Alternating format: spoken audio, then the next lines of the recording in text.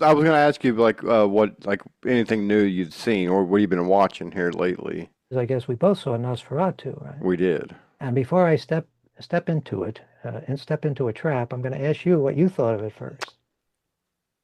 I think I was going into it expecting more than Mm. what it was, and I really didn't care for it. Oh, Um, well. So now we're being really going to get the hate Yeah, mail. yeah, but being a fan, yeah, we're going to get destroyed on this one. Being a fan of the original, and then the '79 remake, I was going into it thinking, well, the director, I loved everything else he done. He's going to do a really good job with it, but I really didn't care for it. He didn't bring anything new to it, to the original story, other than a mustache and a penis, and and I was bored through the whole thing. Yeah, that's the I thing that mean, got me. the acting was good. The cinematography was great. I loved the look of the movie, but I don't know. It just felt like a just dragged on. I'm sitting Yeah. there thinking, how can this be worse than the other? Especially the original 1922 Silent. How can this be worse than that? And it Yeah. was. And I And don't it know. cost a I fair just amount didn't of like money it. too, right? Yeah, $50 million, according to what I read. Yeah. No, I'm in agreement with you there. I mean, obviously, the craftsmanship on display as far as the sets and the costumes and the terrific actors, nobody can be faulted there at all. But just dull, yeah, lifeless. Uh, maybe it's because we've just seen this story done too often. maybe. But I saw one person on Letterboxd say praising the film, and some people were just extravagant in their we praise. we better be careful. And she said, every frame seems intentional.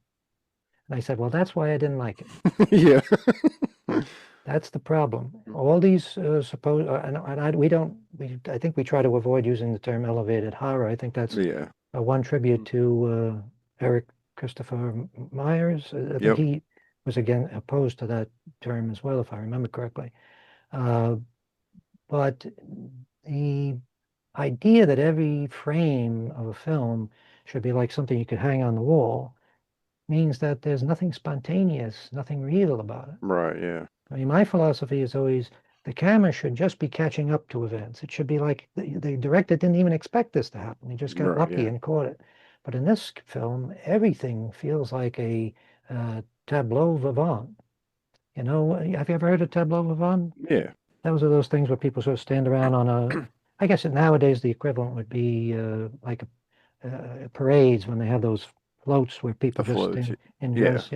Here's what it looked like when Abraham Lincoln was writing the Gettysburg Address or whatever, and they have everybody in costume, and that's what it felt like here. Even the choice of having so many shots, and obviously you can see I don't follow this, having all the shots of people facing the camera, right? Yeah.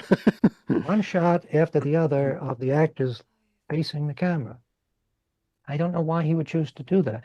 That approach worked in Silence of the Lambs because it put people in the center of things that you felt Yeah. like Yeah. it was happening to do. But there's nothing about this film that feels realistic, really. It's No. all artificial and stylized. So why have people staring at the camera? It just looks like, it just creates all these sort of pretty but undramatic compositions. I could see doing that like Wes Anderson. He has these very carefully composed shots, and it's okay, it works because he's not trying to convince us that this is real. He's actually Yeah. going in the other direction. He's making it as stylized as possible, right? And that's what makes it funny, and that's what makes it enjoyable.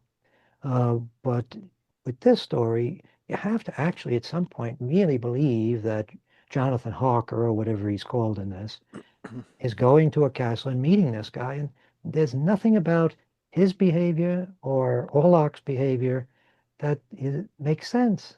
Yeah. No. You know? Uh, I mean, I just finished watching all three seasons of Twin Peaks and the feature film, and probably about 10 hours of documentary stuff about it.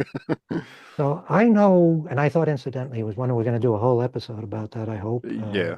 talk about Twin Peaks, because I thought the return was just an astonishing thing. I thought it was amazing. Uh, so I'm not against things that are illogical or weird or arty or whatever other terms you want to use, But in a story like this, you really need to believe at least the basic premise. And Yeah. he damages the drama of the thing by having Orlok already familiar and already interacting with the girl, with the, I forget what name they I used. don't know. I was gonna say Nina, but I don't think Right. that that was right. They changed all the names Yeah.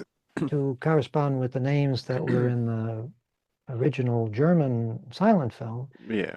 But the woman who has the Mina role, right from the first scene in the film, is already interacting in a way with the Orlok character, with the Dracula character. Yeah. So I would say right away that destroys the mystery of the thing. Right? So we talked about this with the Tim Burton movie of Dark Shadows, that if you put all that stuff in the preamble at the beginning of the film, if you show all the magical stuff, all the weird stuff at the beginning, then there's no mystery. So that long Yeah. stretch when somebody's traveling to this castle in Pennsylvania or whatever area they picked for this version, none of that has any suspense, right? Yeah.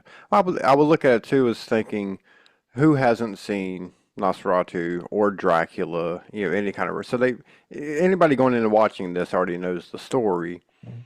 But I think it would have helped out. I wouldn't have been upset if he would have changed it, right? If it was just Nosferatu by name and he changed us, a lot of stuff. I think would have helped it out a lot. Well, that's what Werner Herzog did, and I think Yeah. quite correctly, yes. It's one thing to be inspired by a film. That's what, I mean, everybody is inspired by one film or another if you're making Yeah. movies. But to stick slavishly to certain things for reasons that only you understand, the director is the only person can really figure out why it's being done this way. But lapses of, like in behavior, lapses of logic. For instance, the Hawker character goes to this gypsy camp to spend the night, Right. and he witnesses some sort of ritual where they're killing a vampire. Uh, and when he wakes up the next day, his horse is gone. The gypsy encampment has disappeared, and they've taken his horse. Well, eventually Dracula sends his carriage without a driver, if I'm not Mm, mistaken, which apparently doesn't surprise him at all. Was right. there a Yeah. driver, or did I I don't. I overlook? don't think so. No. So it was like Cinderella's carriage pulls up, and the doors open. He gets in. He doesn't question that at all. Gets to Dracula, and he's confronted with this horrific figure that looks like a mummy. Uh, it was very aggressive and rude to him. You will call me Lord, blah, blah, blah. Um, which is sort of illogical in itself. You would think Dracula would be trying to be nice and try Yeah. to, Yeah. because this guy is important to him for some reason that we don't know. That's a flaw in the original story. I still don't understand why Bram Stoker had Dracula ask for Jonathan Harker to come to Transylvania for. Why does he need that? Yeah.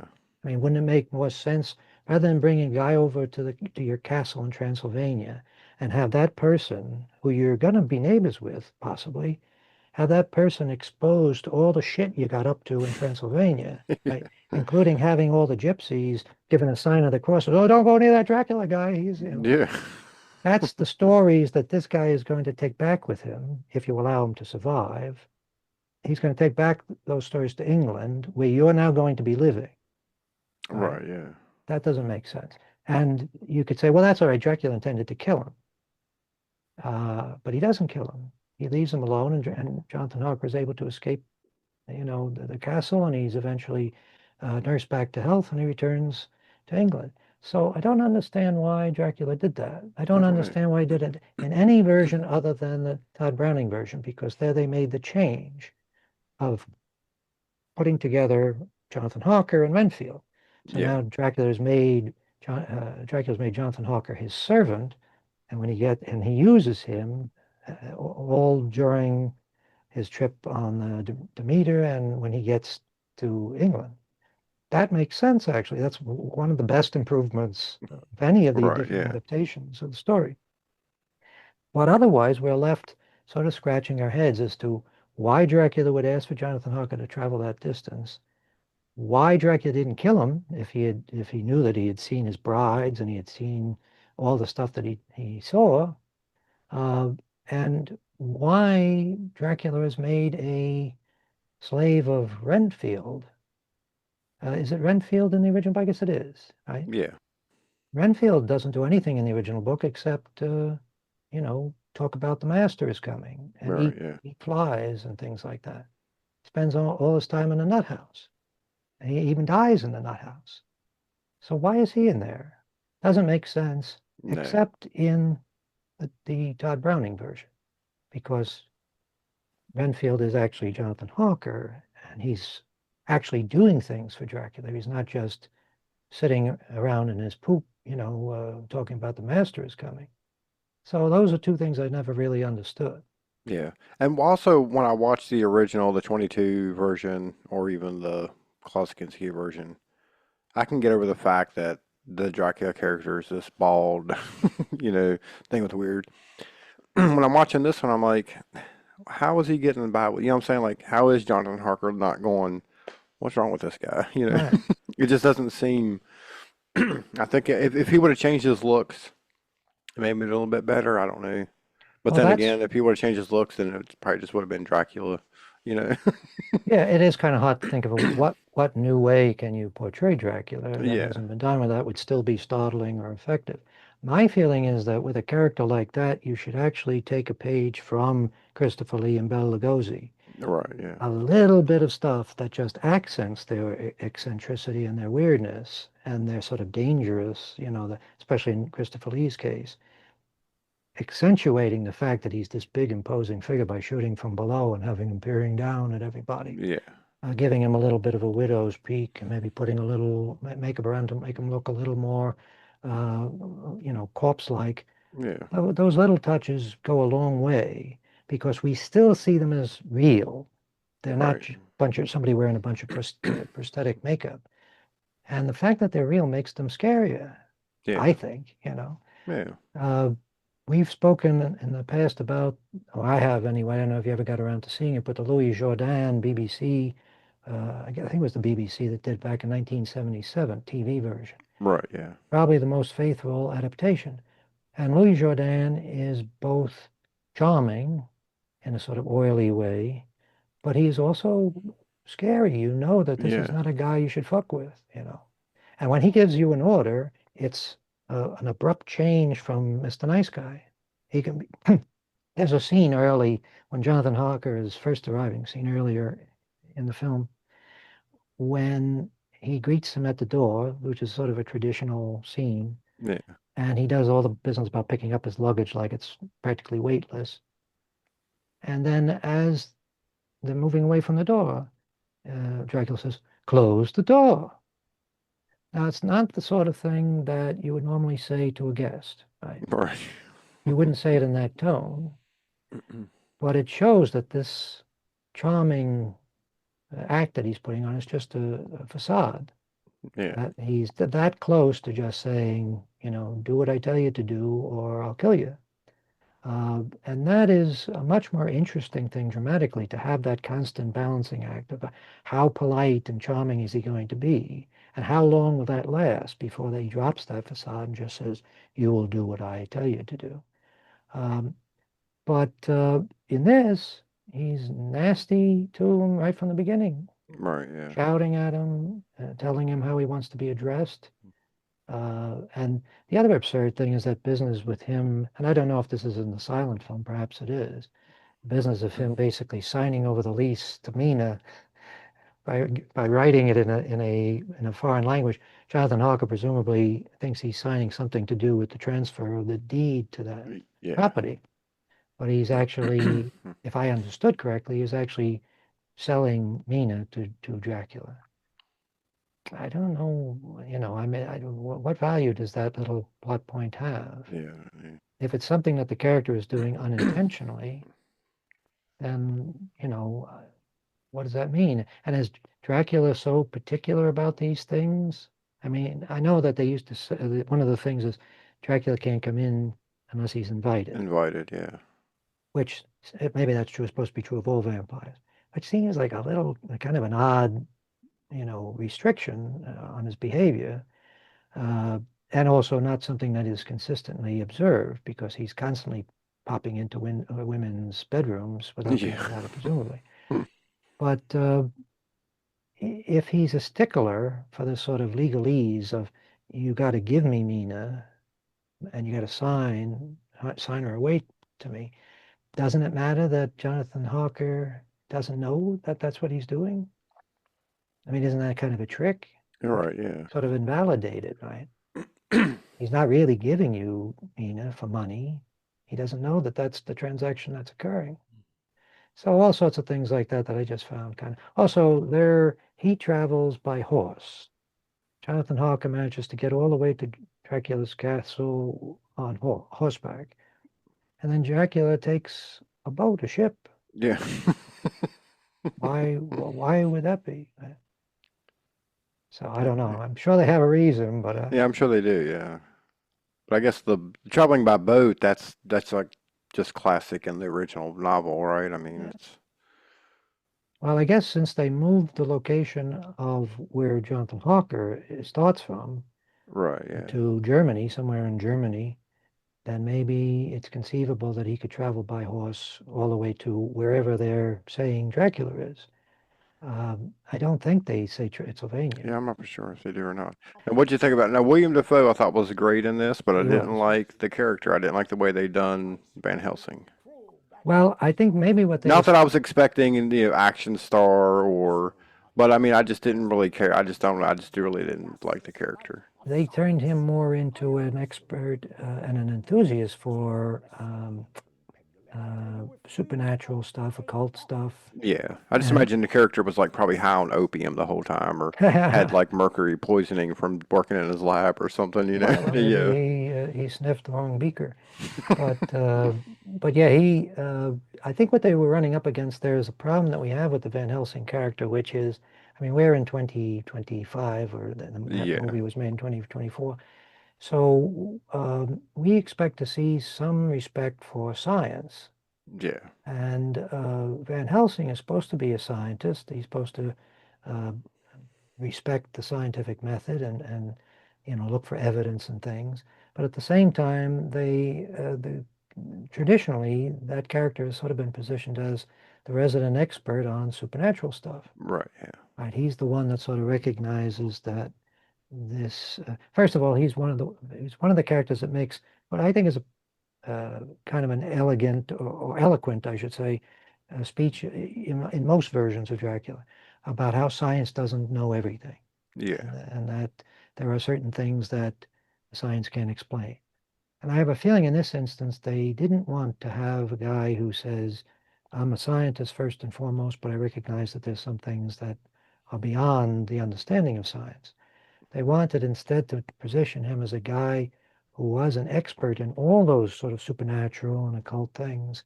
And so he would immediately be able to recognize what's going on and he'd be able to immediately advise. Um, William Devane is always fun to watch. Yeah. William Defoe, excuse me. Defoe. Yeah. Willem Dafoe, Yeah. excuse me again. He's always fun to watch, and he's probably the only character in the film that really makes a real impression. Yeah. Yeah. Because the guy that plays Orlok, what's his name? Skarsgård? Skarsgård. I don't remember which Skarsgård, but one of them. And he's so far away from the camera most of the time, buried in shadow, that we can Yeah. barely see him. And the voice that we hear is that sort of stilted, not stilted, that's probably not the right word, halting delivery with every Yeah. word accented. Um, it's distinct. It doesn't, I mean, it makes everything seem slower for someone Yeah. who speaks that way. Uh, He would that character and that would have made a great Marvel villain. right. You know. Well, that probably is an example of what the problem is here. If Yeah. Dracula is recognized as a really extraordinary figure right from the start, if he's never just if he's never acceptable as another human being, then the story doesn't really work because you Right. can't Yeah. believe how stupid could people be to interact with this Yeah. dusty, moldy old wheezing corpse, Yeah.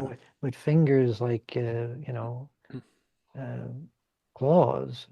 It's just, I mean, that was always a problem with Nosferatu. The reason why they could get away with it in the silent film, I think, was because silent films were sort of abstract by nature. There was Right, no yeah. sound, and the sets were often painted flats. And with the German expressionist style sets, they would actually paint shadows in certain places to create certain effects. Right, right. Uh, I and think having him look like that in the in that silent movie though, that's the villain oh, sure, with yeah, no sound. right, Even if you're not reading the subtitles, So I think that explains that, and that's why I think it worked in the remake. But yes. with this, I don't know. I think I wish he just would have done a Dracula film, and not really Well, copy. I don't want him to copy like because in Francis Ford Coppola, with Gary Oldman, at some point, he looks normal, and right. I guess he could change his appearance to look, you know, Well, whether he had the big, the big hairdo or he's a wolf or whatever, but then he can walk down the streets of London and right. no one's gonna be like, oh, what is that, Uh, I think that that is sort of an essential for the character. If his whole mission is to go and walk the streets of London without being noticed, which you would think would be his mission, right? Yeah, Because he wants to be able to feed on people. You can't look like, a monster. And even in Nosferatu, the 22, was it 1922 when they did the first one? yeah. Uh, Even in that film, he changes. He gets more ghastly as the film Yeah. goes on. Uh, and in the Werner Herzog, incidentally, I guess what helps the story along in the Klaus Kinski version is the plague shows up and wipes out half of London, so there's really nobody to right, yes. there's nobody for him to freak out. So Well, in the original book, Dracula is not described as being particularly hideous. right, His distinguishing features, and the only thing that perhaps would make him monstrous, monstrous, is that he has hair on his palms, he smells funny, especially his breath, and he has pointed fingernails. right, But otherwise, he's just sort of distinguished, older, uh, you know, member of the aristocracy. yeah, Uh, in the book, he gets younger when he goes to England. I think there's a line where Jonathan Harker says he looks young, when he yeah, sees him in England. So he's gotten younger because he's had all this fresh blood to feed on. But he doesn't really go out much. I mean, he's not somebody going to the opera like Bela Lugosi. yeah. Uh, Speaking of Werner Herzog, I got the Werner Herzog Star Wars toy. Oh, okay, yeah, I buy the toys that I think someday people will look back and say they made yeah. that. And he even comes with the ice cream maker. Yes, it's got all the accessories and biography on the back, so I had to buy that. I Yeah, also, and I guess we can talk about my Ed Wood journeys. I got these two things. Again, I thought these are things that probably 10 to 20 years from now, if I'm still alive, yeah, people are going to say, oh, they had toys for those yeah. people.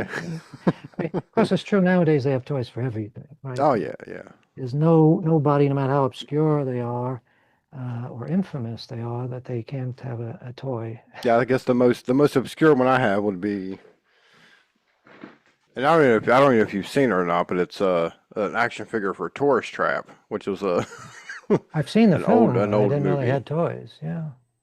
Well, that sort of proves my point, right? If they have toys for Tourist Trap, then they have it for everything.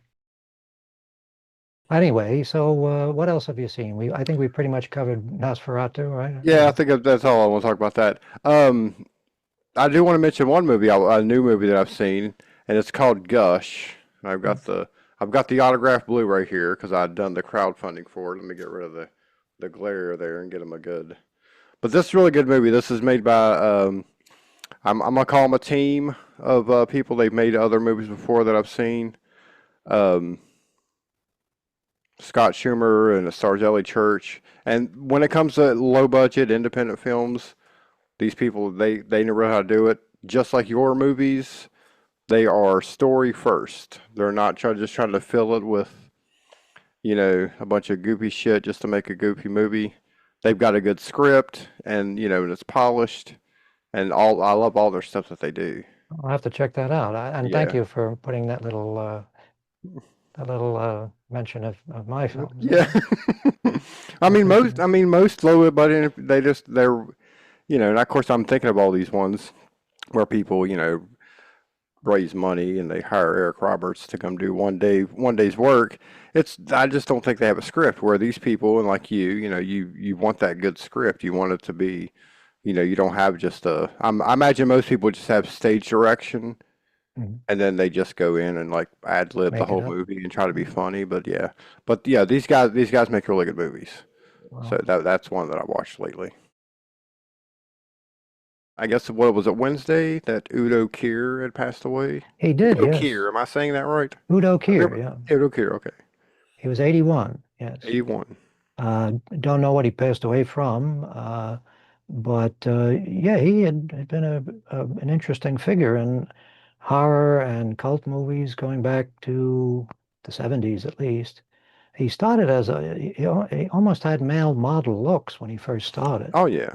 And he did movies. I guess his first big hits were the uh, so-called Andy Warhol movies, the Andy Warhol's Frankenstein and Andy Warhol's Yeah. Dracula. You know I like things clean and bright. How can I work in a mess like that? When I was studying under Professor Blumberg and Franks, we had to wipe the floors for 2 years before I could stick my nose into the laboratory. But Baron, you know, I believe in your work. We worked so hard together. We did everything in the laboratory, and I'm so grateful to you that I could do that. I know, Otto. You've been a very good assistant. And you brought in some good parts. The only piece of Udo Kier memorabilia I have is the Flesh for Frankenstein Viewmaster Oh, wow, that's something, yeah. Viewmaster card. So That's great. this one's made a little bit different. It doesn't have the white, but it's I got it from Vinegar Syndrome along with Vinegar Syndrome's branded That's viewfinder. great. So that's the only thing I have of his. But I was looking through his movies because I think the first movie I'd seen of his where I really noticed him was a movie called Trauma from like the early 70s. It was Mhm. it was almost like a giallo type film. He I did a believe couple of those, yeah. just trying to think. I think that was the first movie I've seen of his where he stood out. I was like, hey, I'm gonna look for more of his stuff. Well, for whatever reason, he did end up in, I mean, he did Mark of the Devil, which was like one of the witchcraft or Witchfinder movies that followed the success of Witchfinder General, I guess. Yeah, And he was also in, I think, Suspiria, which was one of Dario Argento's big yeah, hits. Uh, and I guess as he got older and he became more of a more of a character actor. He played sort of weird characters. My own Private Idaho is probably his most uh, mainstream role, if that's yeah. it's not a mainstream plot, but Yeah. it's as close as he came to making. Yeah, I guess he was in Blade. I guess that's Yeah, but another I one. was gonna say Blade would probably be what most people would know him from. All right. Apparently, Paul Morrissey, who was the actual director of Andy Warhol's Frankenstein and Dracula, Hmm. he ran into him. He didn't know. I don't think he knew him. He happened to be sitting next to him on a plane, and I guess he was struck by his looks. But yeah, And he said, what are you? He said, I'm an actor. And Paul Morrissey gave him his card, and he contacted them later and said, I have a movie. Would you be interested? And I guess he was a little surprised to find out he was going to be the star because he ended up yeah, playing yeah. Baron Frankenstein. A very funny comic performance, I Oh think. yeah, I love that movie. I remember years ago when I was working, I just started, I think, at the Gramercy Theater in Manhattan. And the Gramercy was owned by the Cinema 5 chain, which actually distributed those Andy Warhol movies. And so we got them, and we got Andy Warhol's Frankenstein in 3D. And I noticed that a lot of the people who liked it seemed to know going in that it was meant to be a parody of like the Hammer films. It was meant to be funny and Yeah, ridiculous and over the top. And a lot of the people that hated it thought it was supposed to be taken seriously, which, I'm surprised anybody could watch that movie. yeah. And think, what Uh, was the one famous line where he says, "To know life, you have to fuck it in the spleen." yeah. While he's mounting a corpse on Yeah. a table. So yes, that was And a then it gets memorable. a spleen stabbed out at the end. That's It's right. in Yes, 3D, so it's coming right at the camera there. Yeah. and the 3D and the production values for both of those films was Yeah. very good, I thought. Yeah, that was now he wasn't in Blood for Dracula, He right? was. Just well, he was in both of them. Okay, okay. Yeah, he starred as Dracula, but he was certainly a unique screen presence, Yeah. and I guess it has the ability to say that he's the only actor, perhaps the only person who's ever shared a bed with both River Phoenix and Keanu Reeves. Yeah.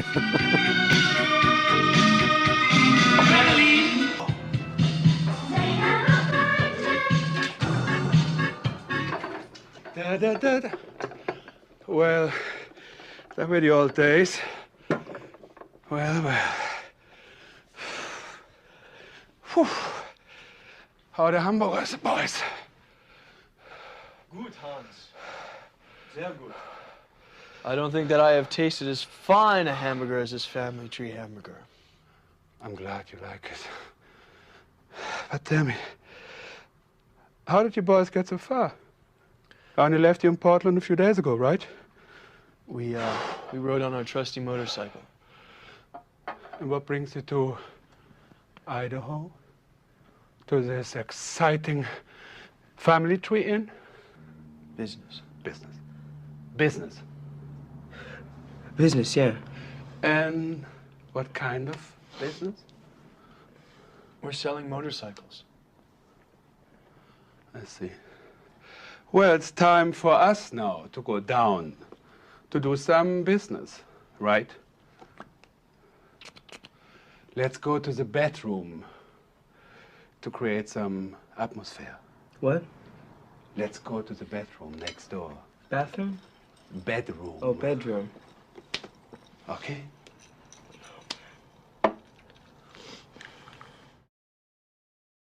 Our James Bond episode and our Dark Shadows episode, Took off. yeah, for whatever reason, they both have done very well, and they've continued to do well, even though some more recent episodes that I think were pretty good episodes Yeah. have hardly made a mark at all. Yeah, James Bond to this day is still getting views. It's still at the top of, when I look at my analytics, Yeah. it's still at the top, getting a lot of views every day. Jaws and E.T. kind of at the bottom, and I didn't understand. Jaws, I expected a lot more. E.T., I think, even though I enjoyed it and that was a good episode, I don't think it was. I just don't think it was like people really had an interest in it, like I thought they would Jaws, because like I said in the episode, you just don't hear a lot of people talking about E.T.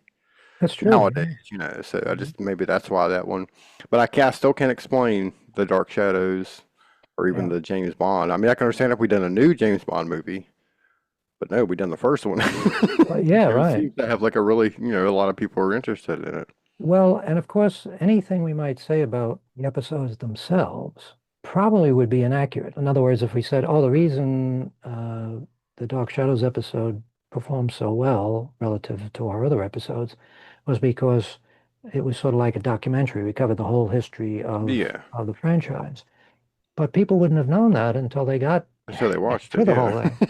Yeah. So that doesn't explain why it has so many Yeah, we views. weren't selling it as a documentary, Right.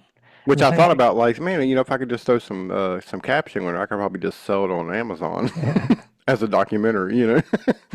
Well, I don't want to touch on this too much because my feeling is we should never, we don't want to do anything to create false controversy because it looks like we're trying to get views, and Yeah. we don't do anything for money here. We don't have these videos aren't monetized, No. and any of the ads that people see on our videos, those are ads that YouTube forced on us. We don't Right, have any choice in that matter. If any of them are monetized, some studios getting the money because they That's right. put a copyright on them. That's right. Yeah. Yeah. And I noticed when I occasionally check the Dark Shadows or the Doctor No episode, I see ads all through them. Yeah. But there was someone who was a fan, I guess, of Jonathan Frid. I don't know if I mentioned this to you, They didn't comment on the video on YouTube. They found the video where I had posted it on Facebook, Hmm. and they left this long comment saying how disappointed they were with us. And I know that No, no. I know that we're in trouble anytime somebody starts with "I'm very disappointed in you," like Yeah, like they know us personally. right, Like they expected more of us going right. into it. It's a college professor who's reviewing our work. "I'm very Yeah. disappointed in you." I don't know why people would take that sort of high-handed attitude, especially since this person, who apparently was involved in the creation of a documentary about Jonathan Frid, Hmm. about which I won't say anything because I'm not here to knock anybody else's Right, work. right, yeah. But they seem to be part of this attitude that some fans have, that they have a right to declare their ownership of certain people and movies and TV shows. Properties, yeah. Right. And Dog Shadows is a good example because we have heard a lot about the sort of toxic fandom that Dog Shadows has sometimes. And we didn't really see that with that episode of our show. The No, a response lot was of the very comments that positive. I've seen were real positive. Yeah. The response on, when I would post it on Facebook was real positive. So it was a bit of a surprise, but it basically comes down to this person saying, we don't have a right to express our opinions about Dog Shadows, about Yeah. Jonathan Frid's career. Only they, because they did this Yeah. documentary. And they were trying to shame us about, oh, you shouldn't make fun of he flubbed his lines because he was dyslexic. You didn't know if you watched our documentary, Yeah. you would have known. The guy's Yeah. dead, right? You're never going to be able to find out if he was dyslexic. It's speculation. Yeah. Catherine Leigh Scott said in some interview that she thought he might have been, or that somebody told her or whatever. But there's no proof there's no evidence of No. that. And it doesn't matter anyway, because our episode didn't say, isn't that ridiculous? Look at how incompetent he was. Yeah. Everybody on that show forgot their lines. Yeah. I can understand if we were saying the show was horrible and it was because he was a bad actor or because he was dyslexic or whatever. Well, we didn't say that. And I think the only comment that I remember seeing on YouTube where someone wasn't really too happy with this was me talking about how I thought he didn't have he wasn't handsome enough to be, what I'm saying? And someone's like, well, you don't have to be, Hollywood sexy to, and I'm like, well, I get that, but that was just my view Well, you of went what so far as to compare him yeah. to that Doctor Who. Yeah. I could sort of see That's what it someone getting was, upset yeah. about that. Yes. But yeah, I mean, even that criticism of us was relatively mild. Right? I mean, it Yeah. was just a person saying that they found him attractive, even though we didn't think he was a sort of typical Yeah, Liam but it Neeson. felt more like just a conversation. Right, Like, hey, I see what you said, but now, no, this is how it, right. this is my opinion. I think he was handsome or whatever. And that approach would have worked here too with this person who was actually commenting under the name of their documentary. They weren't giving their personal name, Yeah. which strikes me as being kind of another crappy thing to do, right? You comment on somebody else's work, their face and their name are visible, but you're commenting under the name of a project you were involved in. So who are we talking to here? Yeah. Who's this person?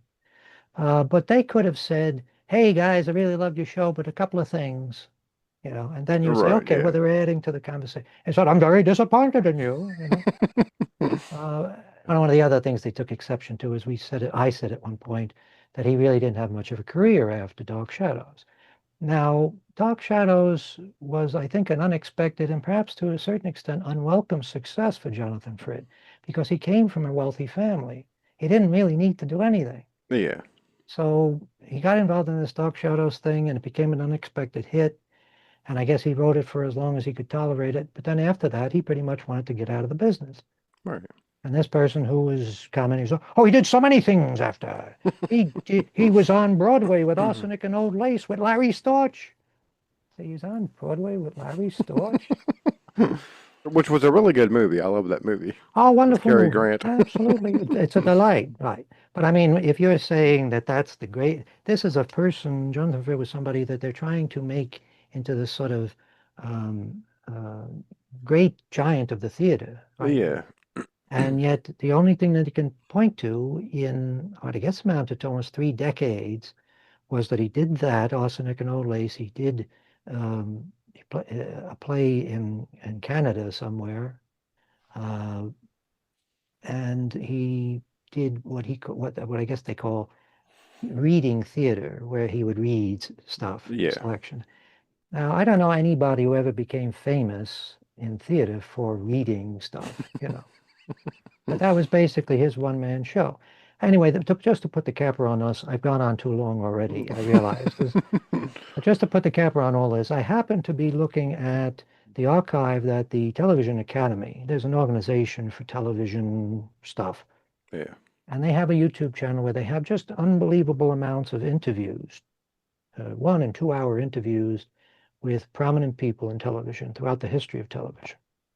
And they have, I think it almost is a 2 hour interview with Jonathan Frid. And all these people that have set themselves up as the guardians of Jonathan Frid's reputation, all these fans who have stepped forward to, preach the gospel of Jonathan Frid, they should really watch this interview because he just is scathing in his criticism of his fans. Really? He repeatedly refers to the people that like Dog Shadows as stupid kids, dumb kids, and things like that. And even more surprisingly, he rips into Grayson Hall. Grayson Hall is the woman that played Dr. Julia Hoffman, who is like his Scully, or Scully to his Mulder, Yeah.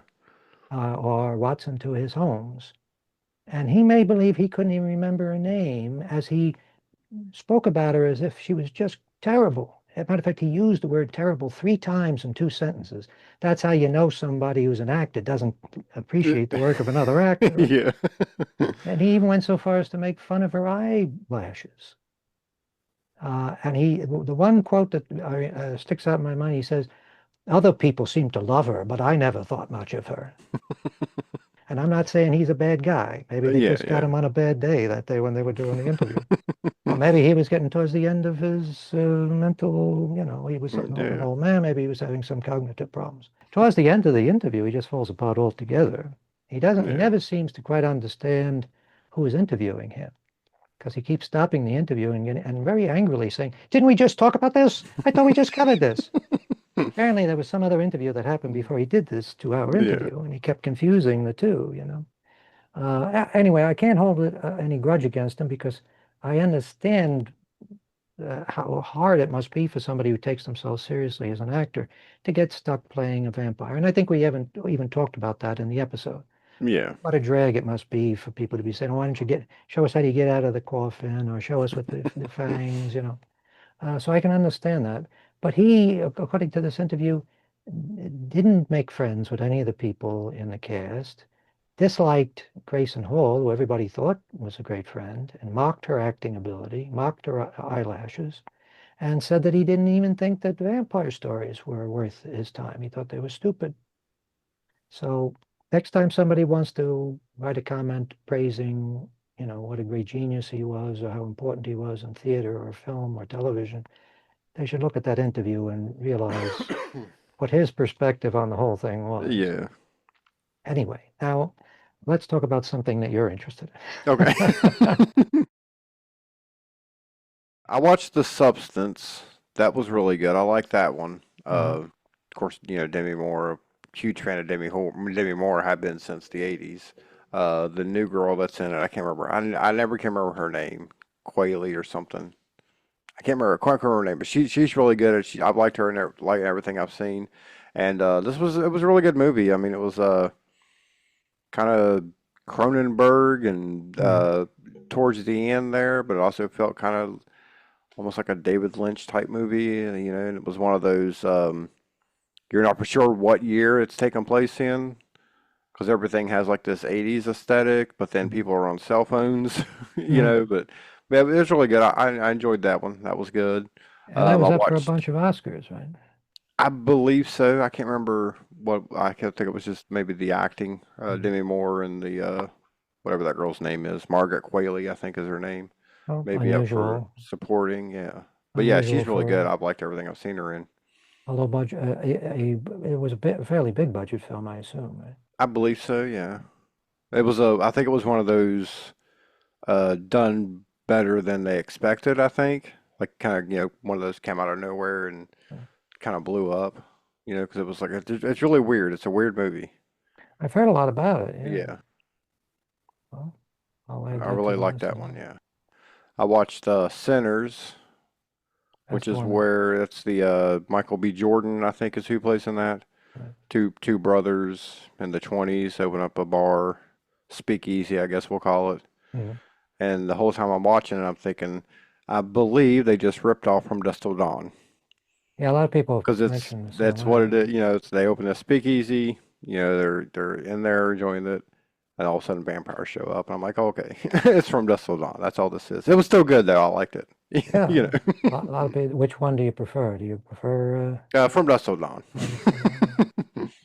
Well, Sinners certainly, I haven't seen it yet, but it certainly was a big surprise that it seemed to come out of nowhere. And then Yeah, I realized he was a well-established director, but still, I don't think I encountered many people that said we're waiting for Sinners, yeah, and just seemed like overnight it just became this enormous thing.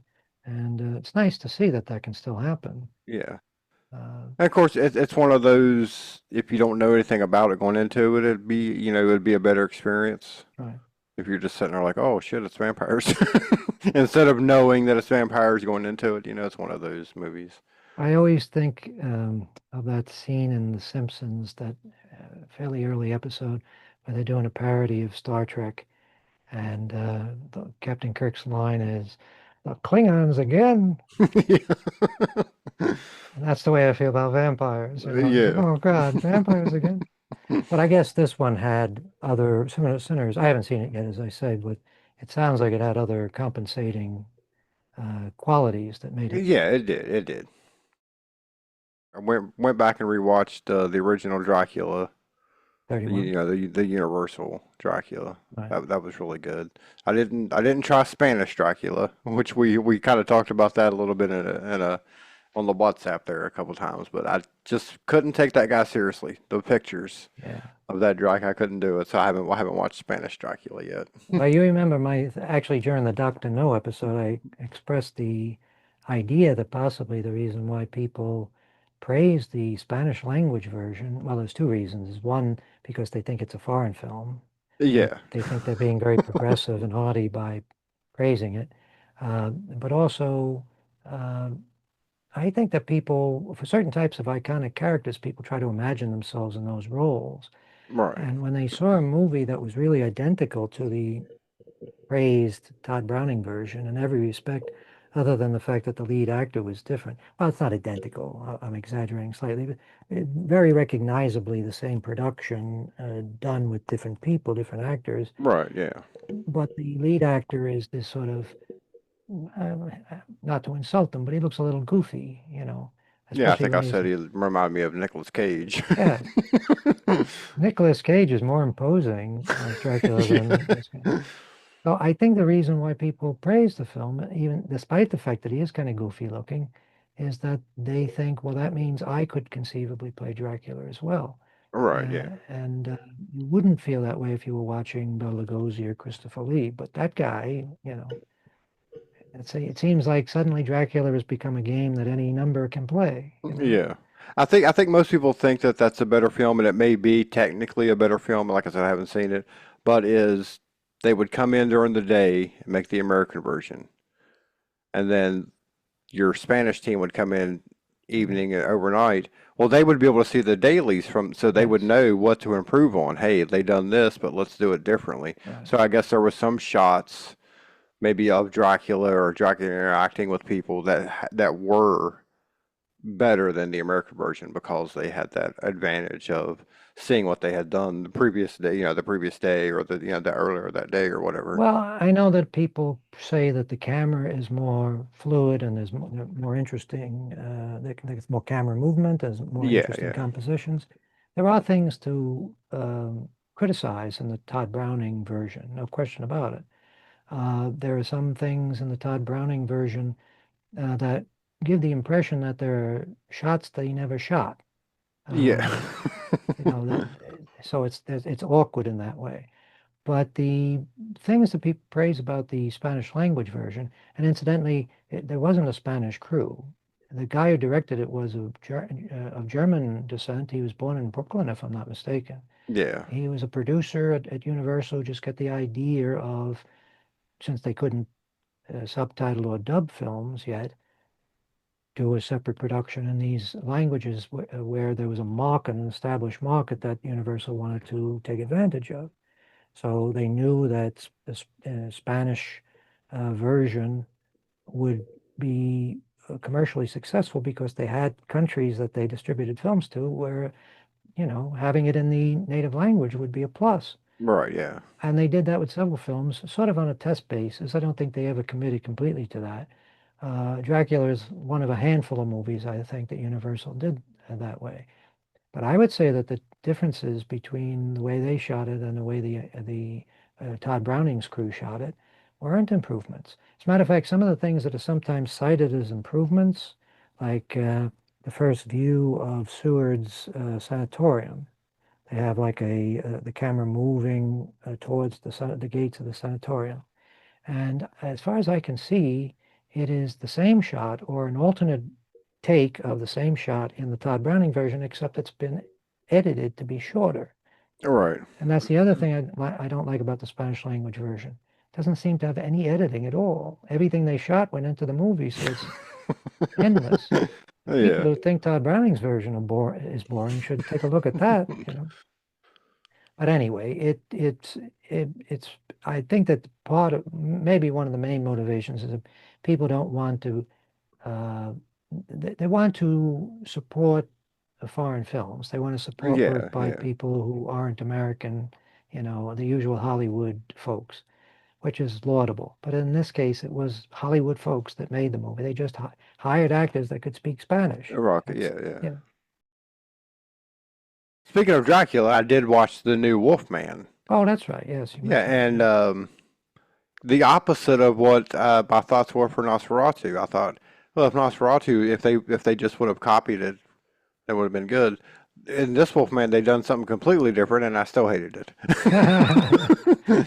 So I just don't know. Maybe it's just new. Maybe it's just all these new films. I just really. You have such high standards. You just Yeah, I can't be know. pleased. Well, that was the thing that I thought when I saw the first publicity photos of the makeup for the Wolfman, the new version. Yeah, I thought, I don't know if this is going to work. yeah, I think that there's a reason why those characters are so iconic, why we're still trying to make new versions of those stories all these years later. The Wolfman, incidentally, was an original Universal story. It wasn't based on right, any yeah, existing, book or anything. And Universal had tried before to do a werewolf movie with The Werewolf of London, which I think is actually a pretty good film. right, yeah, But The Wolfman was in that second phase of Universal when they were really making, they had it down. They knew how to make movies by that point, and they were able to make these sort of in a sort of effortless way, these completely enjoyable movies. They're beyond just being horror films. They're just fun movies to watch. They're involving, and they have a style, and they move quickly, and they're just charming. yeah. And Wolfman, I think, is a great example of that, I rewatched the original one the same time I rewatched Dracula. But like I said, that remake or that new, I wouldn't even call it a remake because it's completely different. It's just, just the title and obviously there's a Wolfman in it, but I just don't know what they're doing. I don't know what they're doing. Which brings up another point of I've just read that I guess they're going to reboot The Exorcist. Oh, I'm God. sitting there thinking like, why? I thought we already did. I don't know. Well, but they did, but they called it a sequel, Oh. but it was basically the same story. I mean, I just don't know why they're going to try to reboot. It's the Blumhouse people that are doing it. Of course, it's got Scarlett Johansson's in it, and I'm sure there'll be, everyone, it's going to be all these, beautiful people in it. I'm just like, I don't know. I don't know Well, what they're doing. it's funny because if you look at The Exorcist, there's like a handful of movies that came out roughly around the same time, starting in 60. When did Psycho come out? I forget. 65, something like 65, that? yeah, that sounds Somewhere around about there. right. Then you had Night of the Living Dead comes out 68. Then you have Rosemary's Baby and The Exorcist. And all of those films you could look at, and if you study them, you can see how to make an effective horror film. And one rule that should stand out to everyone is you have to get as close to real life. To start with, you have to have a real world that the audience is looking at. Otherwise, the horror element won't mean anything. This is another criticism I could make of Nosferatu. Right. The whole thing, everybody is blue right from frame one. It's a horror movie. Screams, this is a horror movie, right? The audience has no opportunity to sort of go into that world and start and understand the logic of it and begin to believe in the characters and the situations before the horror element enters. Yeah. It's horror, horror, horror right from the beginning. It's not effective. It doesn't work. Whereas with The Exorcist, it's probably less true of Night of the Living Dead, although there's a little bit of that. I mean, you have the trip to the cemetery, and Yeah. you sort of see a real world established there and real people, and then the horror element comes shambling along, and suddenly we're in a horror movie. In The Exorcist, that introductory period is much longer because they're sort of slowly introducing the horror element. But in Yeah, all of those, even in a movie like Alien, where it's, you're on this dark, dirty ship, you're still just hanging out with this crew. You know what I'm right, saying? They're just waking up from their car sleep, and then and you're Alien, you're no in it matter, what, 30 minutes in before they even get yes, to the planet or the other ship. So and Alien goes out of its way more than anything at the beginning to establish that you really are in a spaceship. It's one of the most yeah, convincing depictions of spaceflight that I had ever seen up to that point. It wasn't like Flash Gordon, you yeah, know.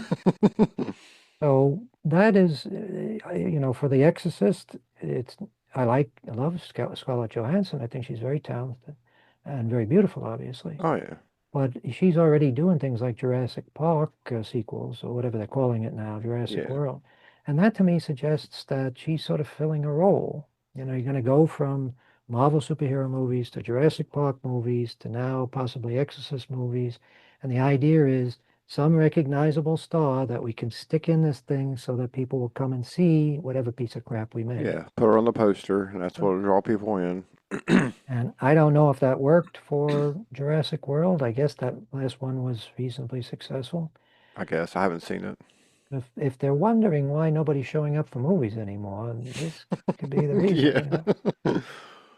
There's no reason why you can't come up with an idea that's just as effective as The Exorcist. It's not like when William Peter Blatty died, all the good ideas for horror went with him. yeah. And the idea that we should be doing sequel after sequel after sequel to stuff that was originally done, like, what is it now, 50 years ago? Oh yeah, That's absurd. I mean, it's almost as absurd as we still doing Star Wars movies and Star Trek movies. yeah, What about giving people, and of course, we sort of have already answered this because Sinners is an example of something, it's a fresh yeah. voice. And even, I guess we could say Robert Eggers represents a fresh voice. This might be considered a temporary setback, but All right, for the yeah, most part, he's been an innovator and a fresh voice in film. But most of the Hollywood product just seems so stale and predictable. yeah. The idea that the biggest hit this past weekend, Wicked, the third Wicked movie, or was it the second Wicked movie? I I think it was just the second. I'm not for sure. I didn't even know it was the second. I thought for some reason they were promoting the first one again, and I was like, maybe it's getting a re-release. I didn't know they even made a second one. Oh, I think they're saying that this is going to be the last one, but I guess if it Uh, makes a lot of money, then it's so much for that idea. I mean, what do Uh, you do next? Just a Wizard of Oz reboot, right? That's what I guess That's where so. this story leads into, right? That's the constant cycle is that you do a Yeah. bunch of sequels and then reboot. They're following the superhero approach. It was a movie on Netflix starring Liam Neeson, Mm. and it was about he was he drove like a snow plow up in the mountains. That was his job. Mm. And his son gets involved in some drug dealers or whatever, and they kill his son. Well, now he's getting revenge, right? Of And course. it was a decent movie. I mean, it was because it was kind of a dark comedy because he's not a killer, so he's not really killing these people in the right way, and he's having problems. It was good. I liked it. I have that same problem when I try to kill people. Yeah. So, anyways, a sequel came out, and I'm watching the sequel, and I'm like, they're not they're not even mentioning anything that happened in the first movie. And I'm like, it just didn't make sense. I was like, this is like a completely different, and I thought, okay, it's the same movie, but different story, right? No, the sequel that I watched was a sequel to another movie. So he's done 3 movies on Netflix where he plays an ice road trucker that gets messed, and I was just like, he's like taking it a little bit too far now. You know, Yes. it's like, 3 movies, 2 of them are sequels to another, and they're all basically the same story, right? An ice road trucker gets involved in, drug trades or whatever. So And they it's have just, that little respect for the audience and for the yeah, that fans they're, of yeah, film that they just basically tell the same story 3 times. yeah. Change That the is good. title, change the character names, you know. And I I just thought it assume was, and then this you get was Liam Neeson to do all 3, right? well, that's sort of his territory now. Is Yeah, like, that's where he's going. Yeah, but and these were all just available on streaming. None of them just on were. Netflix. Yeah, I found them on Netflix. Well, Never heard them before until they were on there. So Netflix throwing out an awful lot of garbagey things with yeah, very significant budgets. They must know something that we don't know. Like what was the movie they did, Electric State, that cost like $300 million? I think so. I just wonder if most of these are they're just buying them from other studios to put Possibly. on. You know what I'm saying? Like they're not actually making all these movies. They're just so Well, that Liam some Neeson thing. small budget, low budget studio makes a movie. They're trying to get it out. Netflix says, "Well, here's $1 million. Right. We'll throw it up because we know if we just throw Liam Neeson's face up on your TV screen, as a new movie, people are going to watch it. I mean, I fell for it. I watched all 3 of them. So And when I was surprised by when you how. watched it, when you watched it, did you see ads or was it? No, no, I've got my Netflix is ad free. Oh, I you don't had the have yeah, I don't higher. have yeah, yeah. I think I got grandfathered in because I've had Netflix ever since they were a disc-based company. So Well, it's sad to hear that they're turning stuff out like that, but I think you're probably right. I think some of the platforms like Tubi and also FilmHub announced recently that they're going to start focusing more on their own content. yeah, Um, uh, uh, FilmHub also said, I thought rather surprisingly, they're going to start uh, focusing on creator projects, which I took to mean people who are known for their YouTube channels. So maybe there's an opportunity for us. there we go. We can get it on Tubi.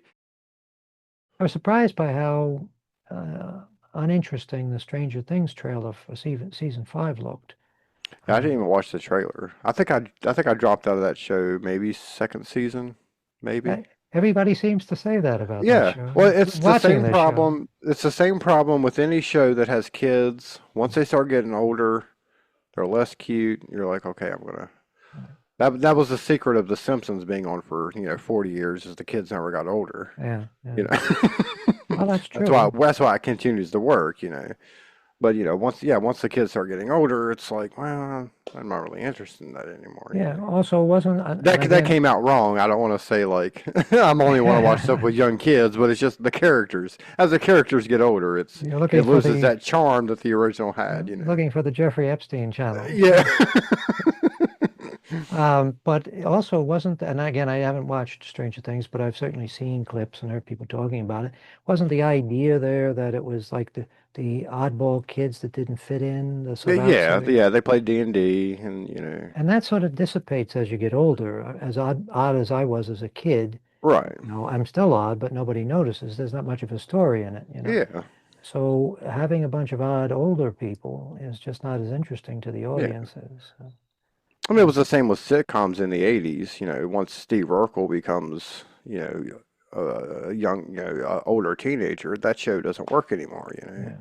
Yeah, the kids from Full House grow up. Well, now it's not, Of course, you can't. Urkel, didn't they? Am I getting my Strange Kids, TV Kids mixed up? What was the one that eventually started to be getting into like science fiction territory? He developed his own clone or developed his own robot? Wasn't that Urkel? I think so. I think I remember some kind of Urkel robot on there. Yeah. So they looked over at something like Mork and Mindy and said, well, Let's do that. Yeah. So whenever people say this show really jumped the shark, to me that always seems like, well, this is when the show went downhill. This is right, when the show, but the reference is the Happy Days that's right. when Fonzie jumps the shark. But that didn't kill Happy Days. No. That show still ran. So why is that?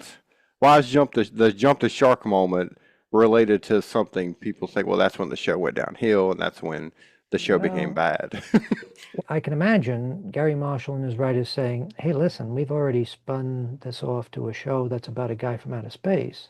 Yeah. Because so having him jump over a shark is not really. But I think the reason why the term became well known is that's the point in the history of a show when it becomes completely implausible, when it's all Yeah. about doing whatever you have to get ratings. But that's not what ended that show. You know what I'm saying? No, So I it think didn't. people just maybe people in hindsight thought that that's what killed Happy Days was Well, jumping the shark. it But probably didn't help. But yeah, funny thing is, you should mention this. On YouTube, I found this promo, season promo. You're old enough perhaps to remember this, but the networks used to do these very elaborate song and dance presentations to introduce their new season. yeah.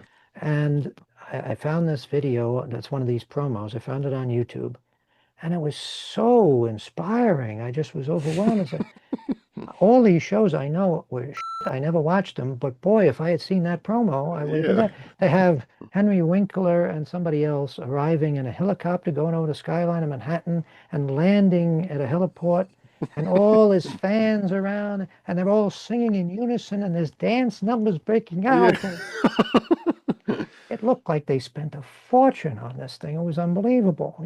Every member of every show that they had was there dancing and singing. Yeah. And I thought to myself, what must it have been like for these actors to have to be To do that, yeah. doing that?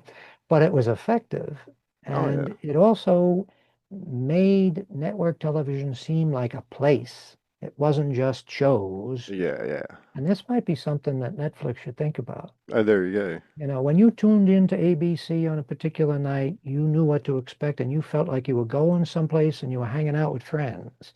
Even Right. if you couldn't stand them, you still recognized them and you knew what to expect, and you felt like you were part of a family. And now there's nothing like that on television. No.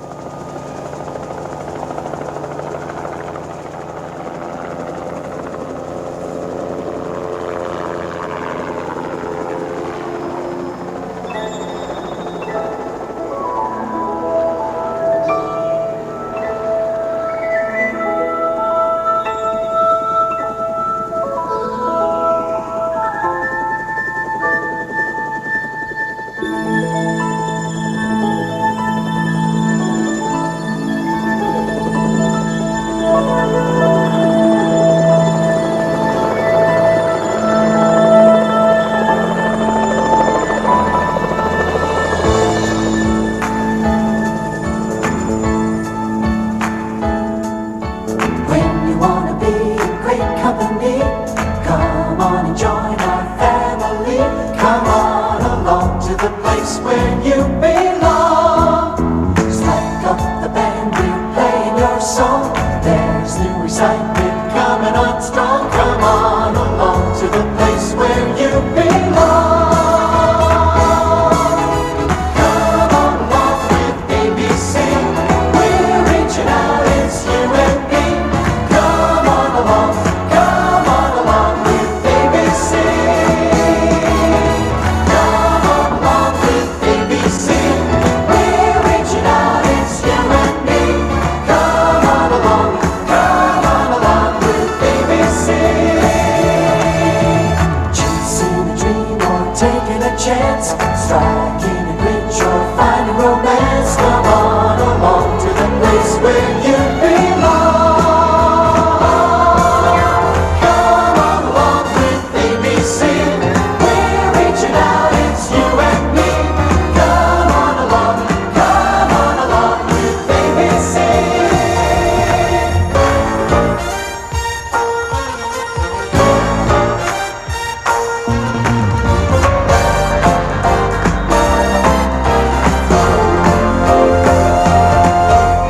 Red creature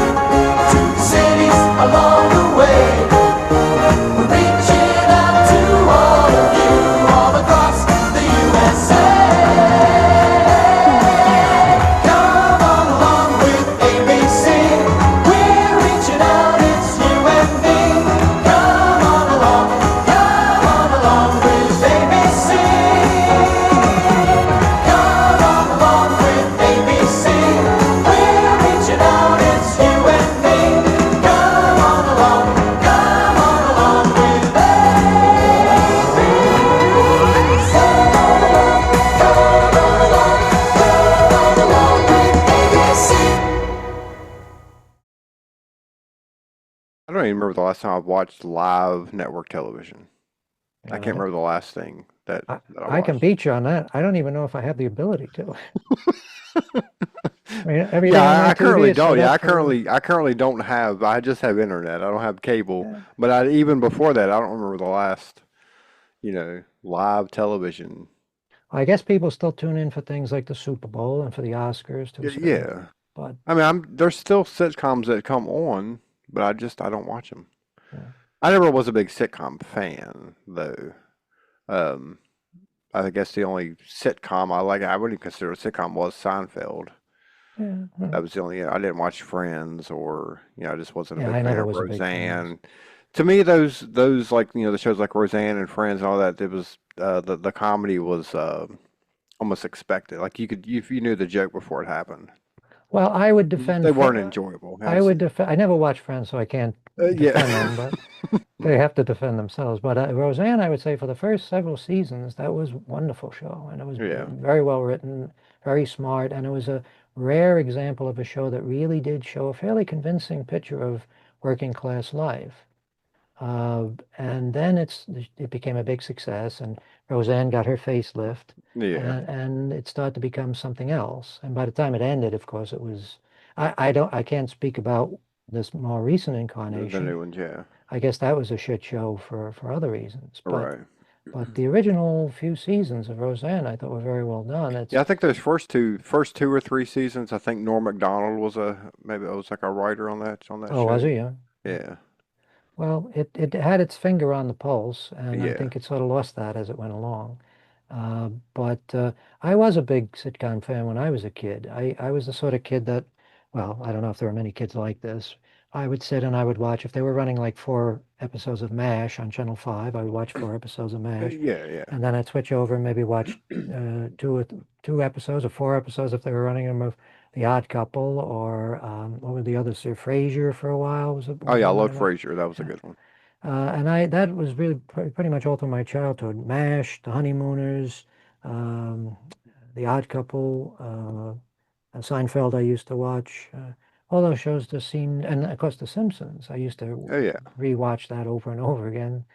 There are some shows that really did sort of not only reflect our culture, but they also became a part of our culture, Yeah. so that they gave us all common references. And I don't know, maybe there are still those things. I don't really feel like they are. I mean, it seems like most of the common references are from movies and TV shows from Yeah. years ago. I remember when we first got whenever Nick at Night became a thing.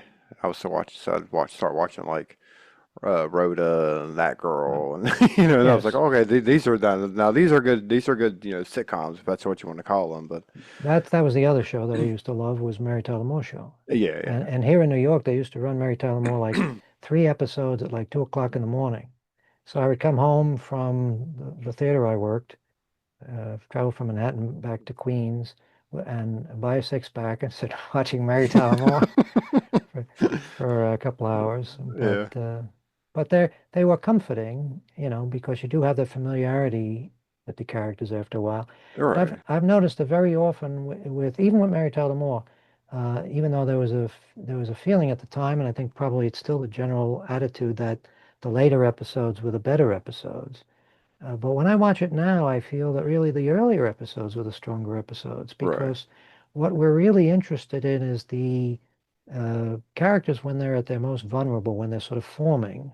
yeah, When we are seeing Mary Richards come to the big city and get a new job and getting to know all these screwy people in the newsroom, that's interesting. And it has a dramatic impact that the later seasons, even though they were more sharply written, there were better jokes. yeah, But the essence of it was sort of lost because now it wasn't, oh, I wonder what this young girl is going to do. I wonder how she's going to survive in the big city.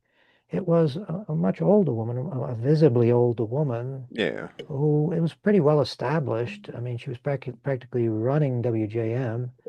And so it didn't have the same feel, didn't have the same effect. And I guess they, at a certain point when they switched, I don't know how much of a Mary Tyler Moore Show fan you are, but when they switched her apartment, they went from this little apartment in a house in Minneapolis, I guess in the suburbs, right, and they went to an apartment building, high-rise apartment building in a fairly modern-looking apartment on one floor of the apartment building. And I guess somebody must have thought, well, wait a minute. Mary is the executive producer of a TV news show. What is she doing living in this shitty little house? Yeah. So it changed, but it also changed. It made sense to change, but it also changed the whole flavor of the show in a Yeah, way. yeah. And that was true of a lot of series. The MASH is a good example as well. Towards the end, you're saying they're still in Korea. Yeah. Show was on for 10 years. Alan Alda had gray hair practically when Right, when yeah. the show was over. It's like they're still in Korea. Jesus Christ. Talk about a long tour of duty. Yeah. Also, I don't think the war lasted that long. But and then other shows are smart enough, like The Honeymooners, Jackie Gleason was smart enough to say, "Hey, we did 39 episodes of this. Starting to Yeah. get old. I'm Yeah, going to that's go the back shows I like. The shows that say, okay, we've done enough. We don't Right. need to continue and drag it on until it becomes, until it gets canceled. Now, the other interesting thing, and this sort of is something that we've talked about before, about the standalone shows and this ongoing shows.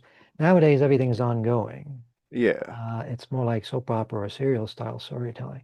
But back in the day, with the Honeymooners, those 29 episodes, they were so intent in making sure that they were standalone episodes that nothing carried over. Yeah. You get the feeling that Alice could have shot Ralph Yeah, at the I was end of one gonna say, episode. And in the next episode, everything would be back to normal. yeah. They We had killed Art Carney last week, but now he's back this week. pretty much. They had a dog that disappeared, and then as soon as the Yeah. dog that episode was over, they had telephones. They never mentioned again getting a telephone or getting a Yeah. TV. That show always reminded me of like I'm just watching a stage play. That's what it was, yeah. Because as far as I can remember, just that kitchen is the only room we ever seen, right? We never seen Art Carney's apartment. We never seen the bus Very depot. rarely. No, we never saw the bus. We saw the Yeah. depot, the outside of the depot, on a couple of Yeah. occasions, and we saw we saw the basement where when they briefly were Yeah. maintenance. But they never left that building. They never went out for dinner. We never seen them at a restaurant or or anything might like have that. seen As them far once as or I twice. remember. Yeah, there was one episode where he takes old friends out to a restaurant and he's trying to convince them he's rich. And Yeah. so that, Maybe so I'm they let him confusing pay it with the the bill. Flintstones. Well, it's an easy mistake to make. Yeah. Jackie Gleason said that when people asked him, why didn't you sue Hanna-Barbera? He said, I didn't want to be the guy that took Fred Flintstone off. Yeah. But there were a lot of people that were doing imitations of the Honeymooners because it was a pretty popular show. Yeah. And after the Honeymooners that season, first of all, it started as a sketch on his variety show, and then it became a sitcom for a season, and then it went back to being a sketch, an occasional sketch on his variety show. Yeah. I think what it really It was came almost down like a working class I Love Lucy. You know what I'm saying? yes, Same and, characters, just different jobs, different class, and when Roseanne did an episode where they sort of parodied other sitcoms, I Yeah. think I Love Lucy and The Honeymooners and perhaps Mary Tyler Moore were the other shows that they parodied. Yeah. But yeah, that back then, of course, the idea was the jokes were the important thing, getting the laughs, Yeah. because it was sort of vaudeville, you could see Jackie Gleason as a vaudevillian, as a stand-up comic, Yeah. going for the laughs. And what made it unusual was that the show actually had a heart, and there were sentimental moments that made it touching. And so it wasn't just a sketch. If you ever see any of the sketches on the original variety show, the original Honeymooners sketches, they were only like 10 or 15 minutes. Yeah. And they had another woman playing Alice. And it was quite a darker and nastier thing. Their arguments were Did really he actually ugly. really hit her in the skits? He didn't, no, he never actually. Apparently, Jackie Gleason got the idea for Alice from the relationship his father had with his mother, Yeah. with Jackie Gleason's mother. And Jackie Gleason's father probably did abuse his mother, Yeah. but they were wise to leave that out. Nowadays, of course, a lot of people don't really feel comfortable watching that show because he's always talking about hitting his wife. Yeah. Knocking her to the moon. Right. And I know that the usual response from somebody my age is to say, well, everybody knew that he would never do that. It was Yeah. clear that they loved each other. But still, it's not a good look in this day and Yeah, age, Somebody's always going around with his fist, But I still love it. Some of the stuff is among the funniest stuff I've seen on TV. So Yeah. that's a big challenge, is that a lot of the things that we loved as kids really don't seem quite right anymore. Times have changed so much, attitudes have changed so much that it's really difficult to just sort of blow off the objections that people make about some of these things. To be honest, that was one of the reasons why I thought the later seasons of Mary Tyler Moore didn't quite hold up the last time I watched it, is that Lou Grant was constantly threatening to hit people. There was at least one instance where he actually did hit somebody, maybe more than one instance. And everybody took a turn dating Mary. That was like this strain that ran through the whole show. Who's going to be the next one to fall in love with Mary or ask her out on a date? Uh, that doesn't really wear well nowadays. Yeah. The show was ahead of its time in the sense that it showed a woman in a position of responsibility and authority, but it also had these sort of old-fashioned attitudes about Right, women in the yeah. workplace. But just So going back now and watching it, does it ruin it now, or can you still enjoy it? I can still enjoy it because let's be honest, they never had a cast like that on TV before or since. That Right. was an amazing cast. Some of the scenes that I find most entertaining are Ted Baxter, Ted Knight. Uh, Yeah. his stupidity was so wonderful to observe. And he's sort of like, to me, the takeaway from Mary Tyler Moore is that he gave us this perfect example of a simpleton. A guy who is always wrong. He's always, uh, not just uninformed, but he's informed with a completely wrong opinion. And he's, Yeah. a complete moron.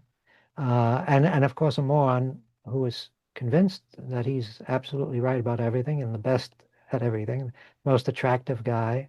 I sometimes wonder if Donald Trump doesn't sit watching Mary Tyler Moore Yeah. reruns all the time.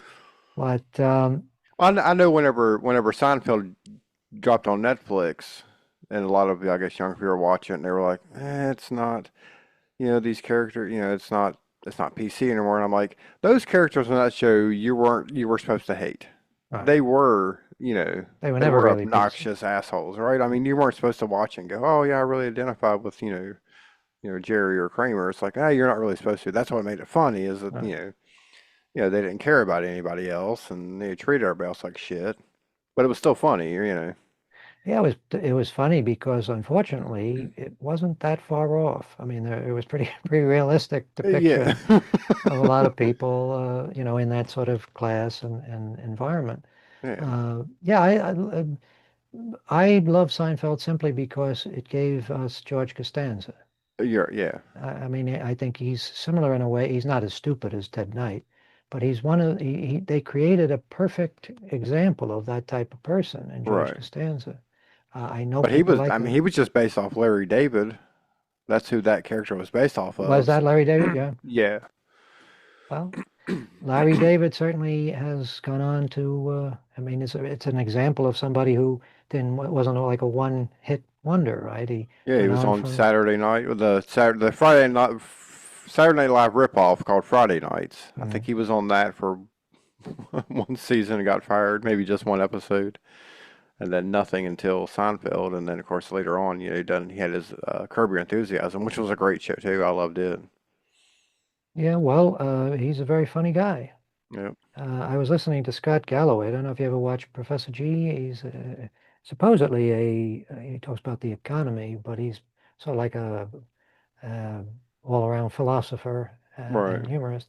Anyway, he was talking about going to a party with Larry David, and he said he was surprised because when he met him, he was doing his Larry David shtick. Yeah. That is Larry David. Yeah. So that's interesting. That's an insight that I didn't expect. I assumed that if you met him in real life, he would be very low key, Yeah. Yeah. but apparently that's him. What you see is the real McCoy.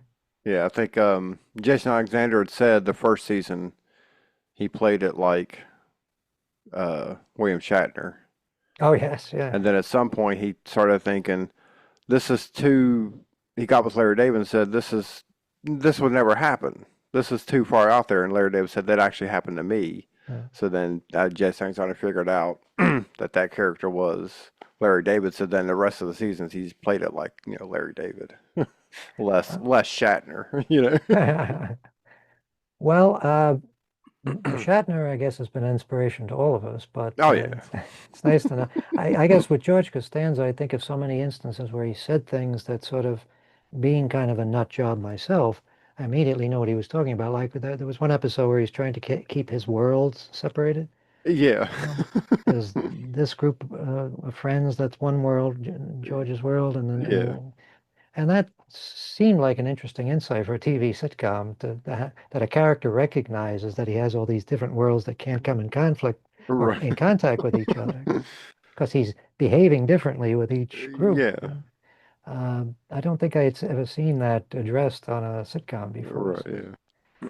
But yeah, it's a good show. I hope at some point we're going to be able to start having. I don't. Maybe it's true now. As I say, I don't know if I have the ability to watch broadcast TV anymore. I Yeah. haven't tried in so long. I don't know what I have to do to my TV. I But can't skip commercials. What's going on? yes, well, that's a phenomenon I notice when I read books because I've gotten so used to reading ebooks Yeah. that when I have an actual book, I find myself involuntarily my finger going to the top, well, trying to highlight a word to get the definition. Yeah. So that may be true with when I start watching broadcast TV again. I'm gonna miss all the features of streaming.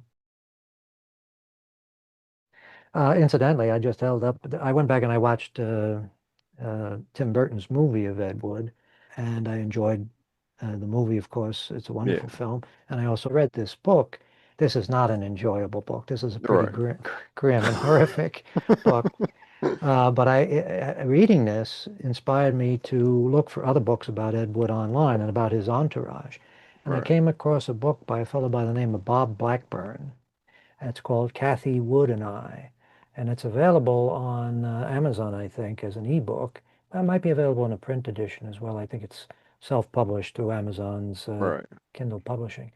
Anyway, I was quite surprised. It's a very well-written book. The premise of it is that this fellow Bob Blackburn, who was like an audio engineer in radio stations, he happened to be living in a building where Kathy Wood lived. After Ed Wood died, uh, she was living in this building, and he went to see an Ed Wood movie at a theater, and saw a documentary about Ed Wood, and he recognized his neighbor. So he Right. introduced himself to her, and he pretty much became her friend and assistant through the last few years of her life.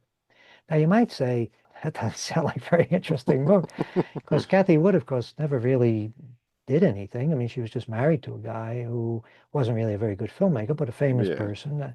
But it turns out that he came to know her right around the time Tim Burton's people were trying to get the rights to do that movie. They had to get the rights from her to represent her in the movie. Yeah. That's, I guess, sort of common practice when they do bio movies. They get people to sign off if they're going to be depicted in the film. So he was instrumental in helping her navigate the legal stuff, the legal aspects of it. So she got a nice little bit of money, Right. and he helped her in that respect. He helped her to go to fan events and things like that. And it was actually kind of a touching story because it sort of reminded me of the relationship that Ed Wood had with Bela Lugosi. Somebody who was younger and a little savvier, helping this older person, more vulnerable person, navigate the turbulent waters of show business. Yeah. So I recommend that book if anybody's. It's not expensive and it's a relatively easy read, and it does sort of feel like the end of the Ed Wood story. Like uh, what came, if anybody's interested, what came after this, uh, they should seek that book out. The funny thing is, I spent all this time watching documentaries about Ed Wood, reading books about him.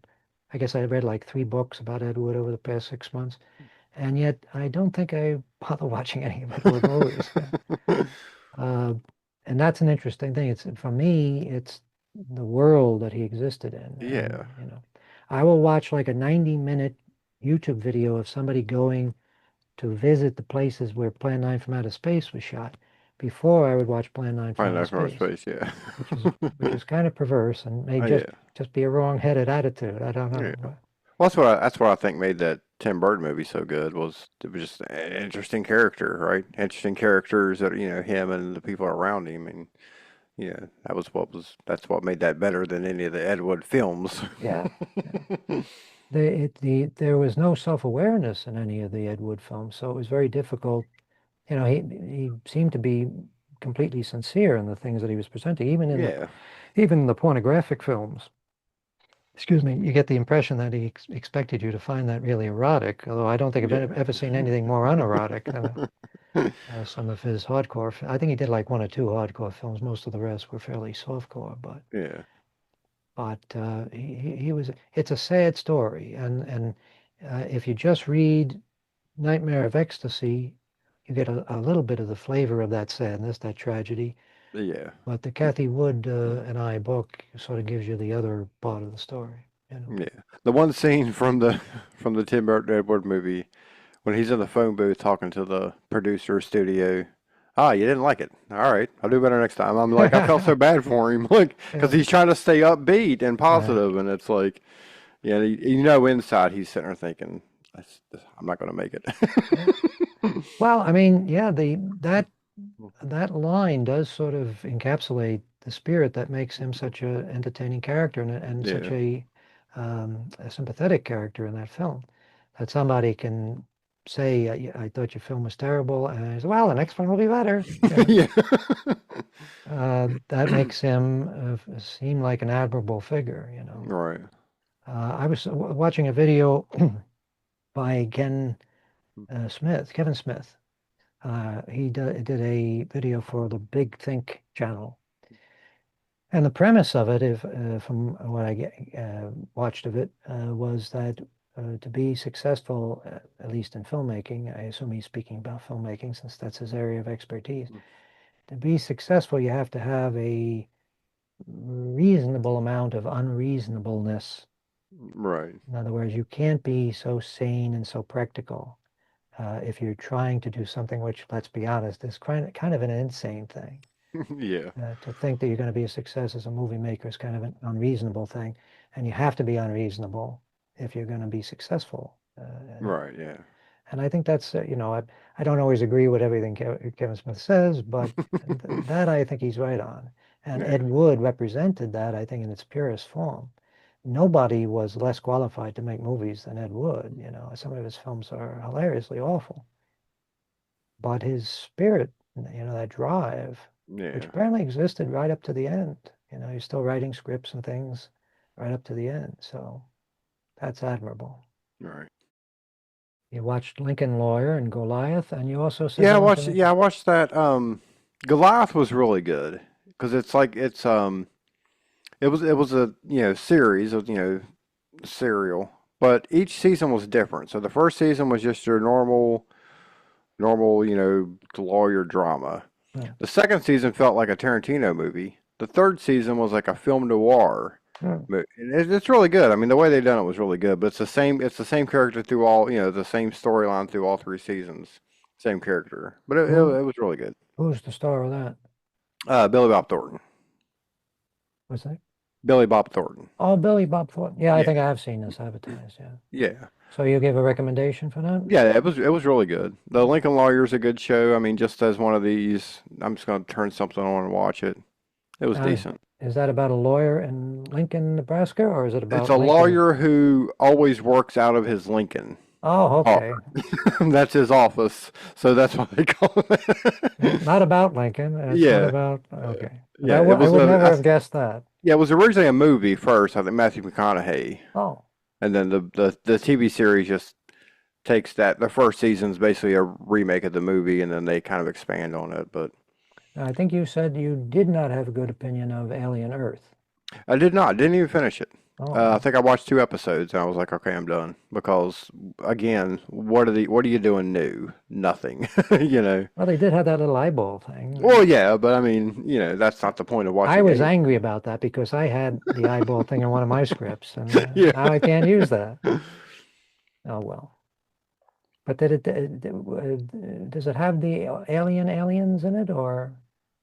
As far as I made it, it had the egg at least, Oh, the egg, and okay. the chest burster was gonna, yeah, well, it came out, but you know, So is that over now, or is I more think they're doing a season? second season. I'm not sure. I didn't keep up with it after, after I stopped watching it. And neither one of us have seen Guillermo del Toro's Frankenstein yet. Not yet. I haven't watched it yet. So that's something we have to catch up with. I have to Yeah. admit, I've heard from mixed reviews about it, so I'm kind of like hesitant. Do I want to waste? I'm sure it's 2 hours or more. well, given that it's Guillermo del Toro's dream Yeah, project, this is something that yeah. supposedly he's been working I on hate to I forever. hate to take a day off work just to watch a Frankenstein movie and then be disappointed in it, you know. Well, I have a feeling it's probably worth watching. It's just that when I see movies that um, they have that sort of Netflix movie look to them, Yeah, and Guillermo del Toro is a formidable, person right, yeah. as a director. He's done some great stuff, and I don't know if we needed another Frankenstein. That's the Yeah, problem. we talked about this before. You really can't do it. And I said, well, if you do it, you don't have to set it in you can set it in that period. And that's what he done, but I still don't think it's going to work. I don't know. Well, also, it's sort of similar to what we were just talking about with Nosferatu, is just talented filmmakers who always had the Yeah, dream of remaking one of their favorite films, and right. what they come up with is, might be interesting. It's not bad. It's not like Ed Wood Yeah, level but stuff, but you're not going to top the original, right? yeah. And even looking at the design for the creature, just the other day, as sometimes happens when I'm on my smartphone, something on Instagram or Facebook pops up as a big picture, and you say, "Where the fuck did Yeah, that come from?" And it was Boris Karloff's Frankenstein, and it struck me, yeah, that really was a pretty shocking looking creature. yeah, And then I looked at the picture, the few pictures that I've been able to find of the new monster in Del Toro's Frankenstein. Didn't really. Actually, and look, that, it's maybe I'm mistaken, but it sort of looked like somebody from what was the character from Prometheus, the Ridley Scott movie. That wasn't there yeah, like a white, all white or bluish yeah, white yeah. guy? The engineers, they Yes, were all white. Yeah, that's what it looked like to me. But I guess I shouldn't speak about these movies until I actually before we see see them. it, yeah. But it just didn't seem to me that he had, because you would say, okay, we're going to do a new Frankenstein. We got to really come up with something fresh for the design of the creature because that's what Yeah, distinguished the first film, right? People were so right. shocked by that And image. I think if you try to copy that, you're going to end up with something comical, like Young Yes. Frankenstein. Yeah, you know. Well, it occurs to me that the movie, and I didn't care for Monster Squad, but it's a movie that people talk about all the time, loving it as a kid, Yeah, Monster Squad, Monster Squad, Monster Squad, similar to Abbott and Costello meet Frankenstein. And I think that maybe what Universal should have done is lean a little bit more into that, the right, Monster Rally approach. Why have we not seen the original monsters since the last appearance in Abbott and Costello meet Frankenstein? right. Yeah, There's no reason why you can't do it. I mean, it might not be the ideal thing, but let's be honest. There is no ideal way to do right. Frankenstein in Yeah, 2025. yeah. The I did make it about 10 minutes into Rob Zombie's Monsters and couldn't finish it. So maybe that's your answer. well, I don't think we should lean that far into Yeah. well, you wouldn't be interested if they said we're going to do another Monster Rally movie with the Wolfman and Dracula and Frankenstein in Oh their yeah, I classic would. Yeah, as form. long as they're not trying to change it up too much, like they did, like the Dark Universe or anything like that. You know. Right. That's the mistake they make. Yeah. They entice us with this idea you're going to finally see these characters together again, and then they're not the same characters. There's some, Yeah. ridiculous distortion of the original thing.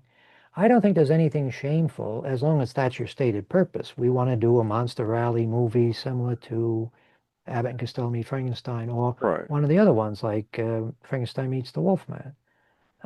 As long as you go in with that intention, there are plenty of intelligent, talented filmmakers and writers that can come up with something with that premise that will be Yeah. very entertaining and satisfying to an audience. They don't always have to be doing the other thing, which is the sort of, I don't know if we would call it the postmodern approach, which is to always do the sequel or the franchise continuation by focusing on the aspect of the original that nobody cared about. Yeah. This is the Dracula story told from Renfield's point of view. Or this is the Right, yeah. Dracula story told from the point of view of some guy who lived next door. That's, do Dracula, put the guy in a tuxedo and let him be Dracula, for Christ's Yeah. sake, It doesn't have to be done like Liam Neeson and, not Liam Neeson, was it Liam Neeson that did? Leslie Nielsen? Leslie Nielsen, yes. Yeah. Liam Neeson hasn't gotten around to doing Dracula yet. But that was a terrible misfire on Mel Brooks's part. Yeah, I hated that one.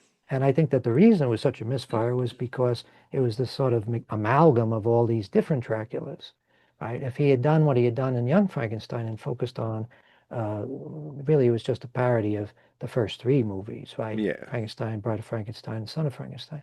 If he had done that for Dracula, if he had picked a lane, then it might have worked.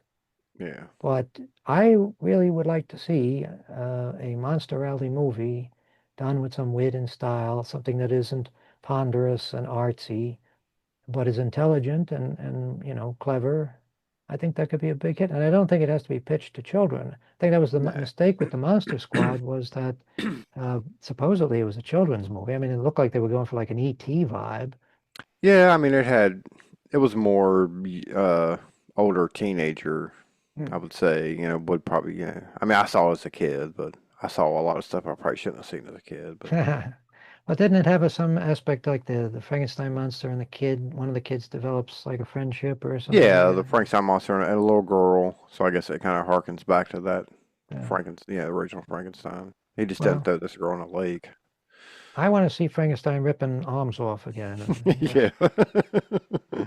If you are stuck with that form of the character rather than constantly trying to make it seem more sympathetic, more human, Yeah. let's just say, okay, well, now we have to just accept that the Frankenstein monster is that snarling, blind guy that you saw from Ghost of Frankenstein or Frankenstein Meets the Wolfman, right through to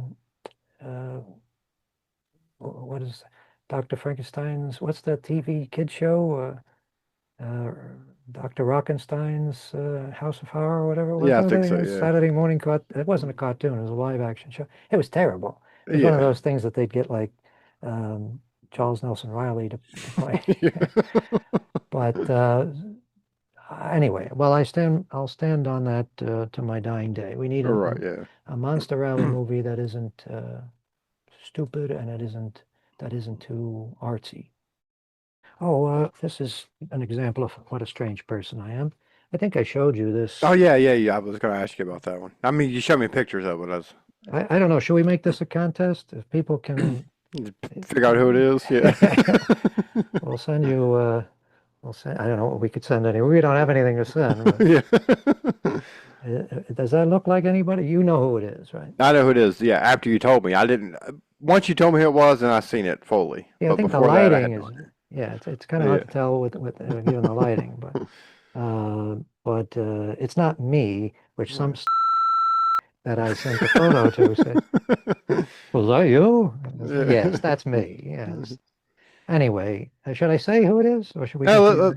Let's wait and see if anybody can guess it in the comments. I don't think anybody cares. I think that's the tragedy of it. Nobody cares. Nobody's watching. Yeah. I do have one more thing I want to bring up. Something that's always bothered me. So in the first Indiana Jones they open up the Holy Grail and it melts Nazis' faces off. Why is it that the Crystal Skull gets a bad rap for him getting into a refrigerator and surviving a nuclear blast? Like, why is that the one thing that people think, well, that's so unrealistic that I can't watch these movies anymore? Well, you make a good point. I mean... I would say, just at first glance, I would say it's a question of where it comes in the movie. Right.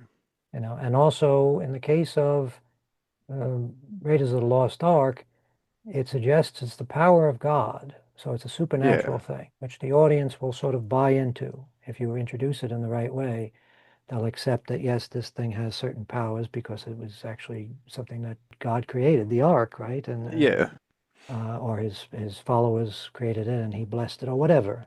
But in the case of the nuclear explosion and the refrigerator, that's science, and people, what was it? Roger Ebert said people will accept something impossible before they accept something improbable. Yeah.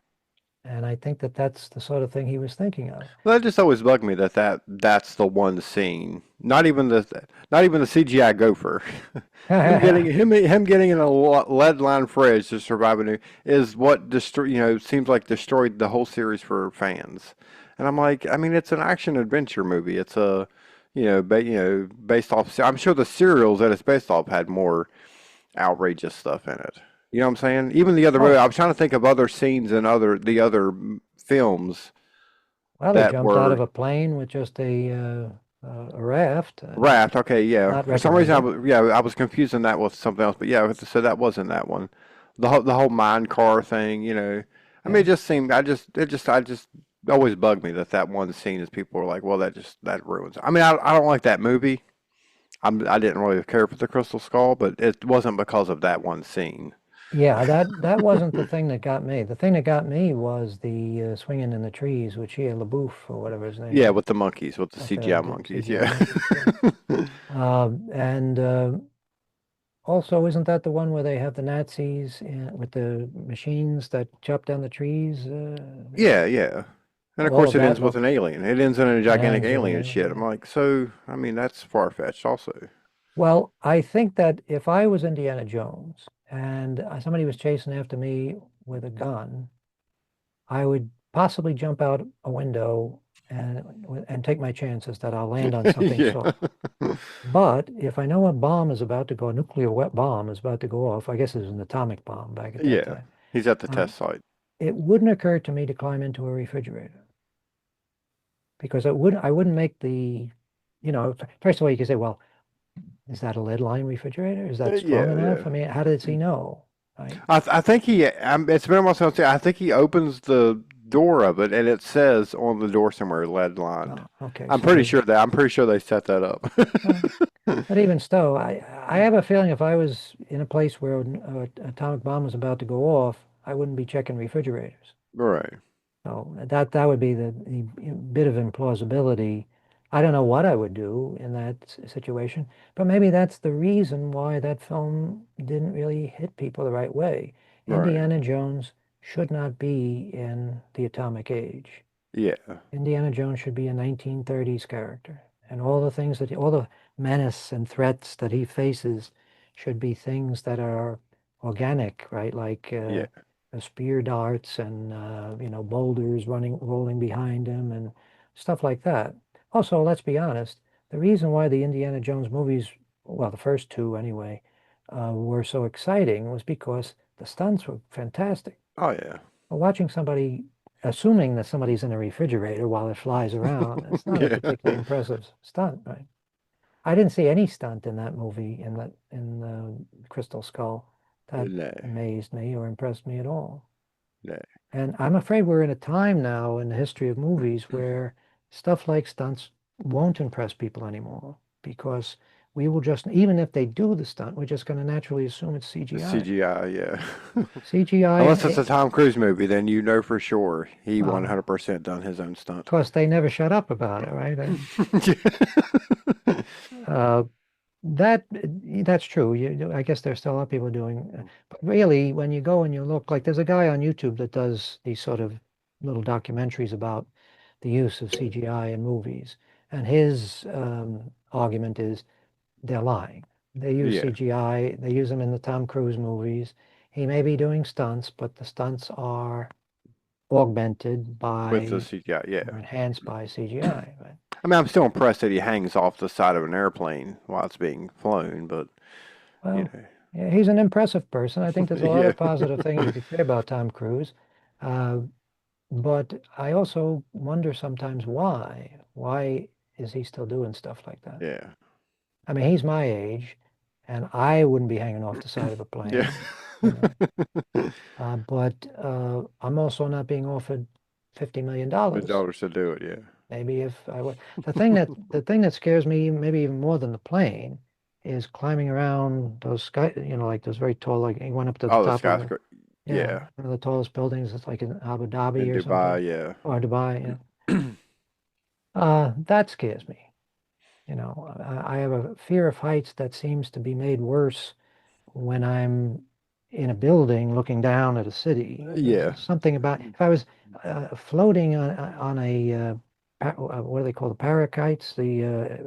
What do they call those things that you hang The on to? paraglider, hang Parachute? glider. Hang glider, yes. Yeah, It's the cognitive decline kicking in. yeah. If I'm doing that over a valley or over mountains, I wouldn't really feel scared. Right. But if I'm flying over Manhattan, I would be petrified.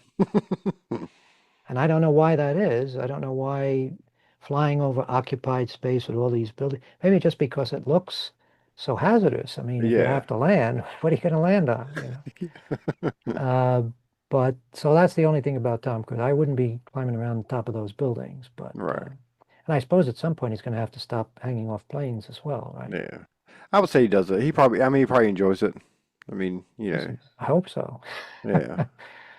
But was the last one successful? I don't know if I believe so. yeah. I haven't seen the last one yet. I can't remember what it's called, Reckoning or something. But I've enjoyed all the Mission Impossible movies. Yeah. They got more outrageous as they went on. After that, the first one was more, just spy thriller, less action. They, of course, added more action, but I still enjoy all of them. The funny thing is that the plot element or the plot device in the most recent movies is that he's fighting some sort of AI thing, some sort of computer. Maybe, I'm not sure. I thought that was interesting. It's almost as if there was a statement on the part of the filmmakers that we're fighting AI. Yeah. We don't use it in our stunts or special effects, and we have our hero fighting AI. But I think the battle is lost, to be honest. I Yeah. don't see how we can resist. Yeah. And it's so easy to tell that you're watching AI. I'll turn on a video because it's like, 10 facts about science fiction movies you didn't know. And they mention THX 138, and the narrator says THX 1138. I'm like, it's AI, turn it off. I've had that happen to me a couple of times recently Yeah. too. Yeah. When they stumble over numbers and things, that's when it's a Yeah. dead giveaway. But I guess what the people who are trying to push this stuff on us always say, it's going to get better. This is the Yeah. worst it's ever going to be. So next time you use it, it's going to get better. I suppose it's going to get better for certain things. If you're doing the thing that AI is capable of doing, then I guess it's going to be a helpful thing.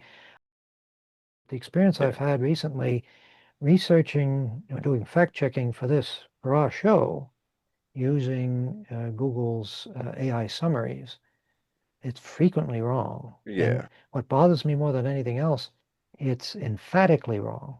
Yeah, and it's right at the top. I always scroll past it. When I search for something, I look for the sponsored sponsored response because then I know I'm getting into the good You're stuff. getting into the real stuff, Yeah. yes. I know that Wikipedia is only going to be 10 more 10 more slots down, Wikipedia is still pretty reliable. Yes, that's what I would go Yeah.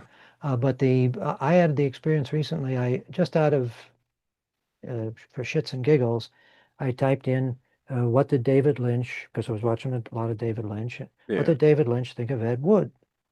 And the AI summary from Google was, oh, David Lynch spoke all the time about what affection he had for Ed Wood's movies. That seemed a little odd to me because I never heard David Lynch speak about Ed Wood. Yeah. So I asked the question a different way, and it's, oh no, you're wrong. David Lynch admired, everybody knows. That was pretty much the tone of the AI response. Yeah. So then I asked, please give me the exact quote where David Lynch talks about Ed Wood. Oh, well, he really never talked about Ed Wood. Yeah.